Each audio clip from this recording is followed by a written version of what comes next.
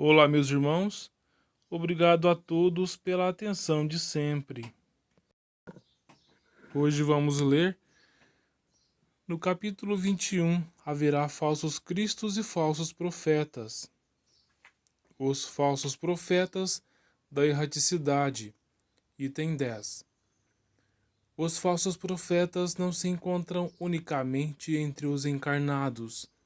Há-os também, e em muito maior número, entre os espíritos orgulhosos que, aparentando amor e caridade, semeiam desunião e retardam a obra de emancipação da humanidade, lançando-lhe através seus sistemas absurdos, depois de terem feito que seus médiuns os aceitem, e para melhor fascinarem aqueles a quem desejam iludir, para darem mais peso às suas teorias, se apoiam sem escrúpulos em nomes que só com muito respeito os homens pronunciam.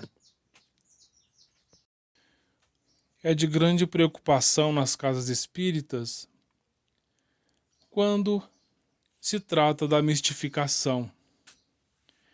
Muitas pessoas, por às vezes não estudarem como deveria a doutrina espírita, e às vezes nem mesmo o livro dos médiuns, confundem mistificação com animismo. E o livro dos médiuns, na segunda parte, capítulo 19, do papel dos médiuns nas comunicações espíritas, nos fala no item 223, segunda pergunta. As comunicações escritas ou verbais podem também emanar do próprio espírito do médium? E os espíritos respondem: a alma do médium pode comunicar-se com a de qualquer outro, se goza de certa liberdade, recobra suas qualidades de espírito. Tendes a prova disto nas visitas que vos fazem as pessoas vivas, as quais muitas vezes se comunicam conosco ou convosco pela escrita, sem que as chamais. Porque ficais sabendo, entre os espíritos que evocais, alguns há que estão encarnados na terra. Eles então falam como espíritos e não como homens. Então este trecho do Livro dos Médiuns vem nos dar uma ideia do que é o animismo, que por sinal nada tem a ver com a mistificação. E na pergunta número 4 diz o seguinte: desde que o espírito do médium há podido em existências anteriores adquirir conhecimentos que esqueceu debaixo do envoltório corporal, mas que se lembra como espírito, não poderá aurir nas profundezas do seu próprio espírito as ideias que parecem fora do alcance da sua instrução? E a resposta: isso acontece frequentemente no estado de crise sonambúlica ou estática. Porém, ainda uma vez repito, há circunstâncias que não permitem dúvida. Estuda longamente e medita.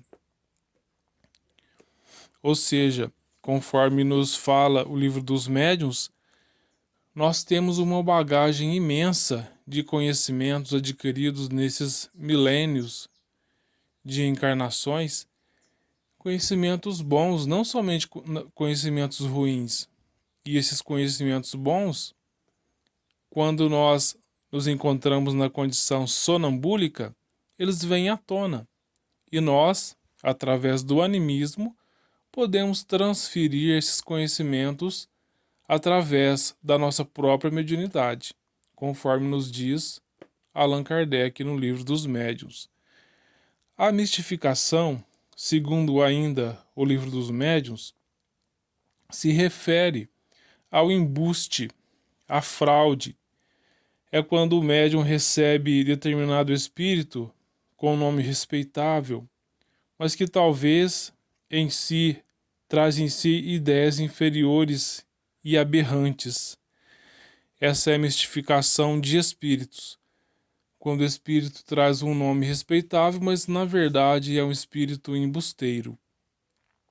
Mas acontece também a fraude, que é quando o médium sofre a perda temporária da mediunidade e, para que seu ego não sofra com isso, ele prefere então simular uma comunicação, e isso caracteriza a fraude. Isso pode ser percebido aos olhos atentos daqueles que dirigem a reunião, né, que tem por dever dirigir essa tarefa. Ele consegue, observando a qualidade do material que chega, né, a qualidade das comunicações, e comparando com uma comunicação séria e instrutiva. Aí ele vai perceber quando se tratar de uma mistificação. Então, meus irmãos, nós necessitamos distinguir uma coisa da outra. Porque se um médium se comunica através do animismo e traz uma mensagem brilhante, uma mensagem que vai nos auxiliar, significa que esse médium tem algo de bom a nos trazer. Significa que ele tem muitos conhecimentos a compartilhar conosco, né? Então isso não é algo ruim a ser visto, mesmo porque é algo que ele está buscando no seu passado, de vidas anteriores. Então, não confundamos mais mistificação com animismo. Uma coisa não tem nada a ver com a outra. Muita paz a todos.